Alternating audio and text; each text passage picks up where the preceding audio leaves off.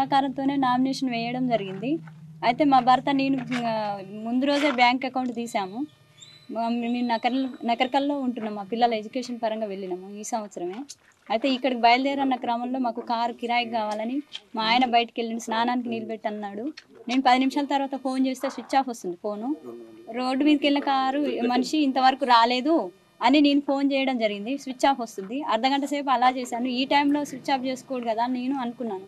అనుకునేసరికి మా ఊరు మాజీ ఎంపీటీసీ ఉట్కూరు సందీప్ రెడ్డి అతను ఆయనకు భయపడి ఫోన్ చేస్తే అవునమ్మా గిరి ఫోన్ స్విచ్ ఆఫ్ వస్తుందని నాకు మాజీ మంత్రి భూపాల్ రెడ్డి సార్ గారికి కలిపారు లైను, ఎమ్మెల్యే అయితే కలిపారు.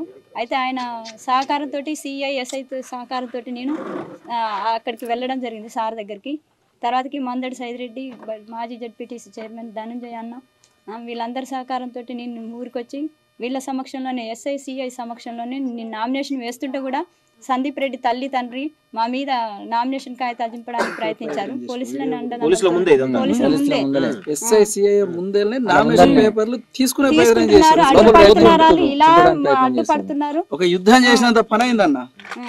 అడ్డుపడుతున్నారు. అలాగే పోలీసుల సహకారంతో నేను లోపలికి వెళ్ళి నామినేషన్ వేయడం జరిగింది. వేసినాక కూడా మళ్ళా పోలీసులు ఎటువంటి యాక్షన్ తీసుకోవట్లేదు. ఆయన ఉదయం 9 గంటలకు పోయిన మనిషి సాయంత్రం 5 అయినా కానీ ఎలాంటి ఇన్ఫర్మేషన్ లేదు. పోలీసులు కూడా ఏం సపోర్ట్ చేయట్లేదు.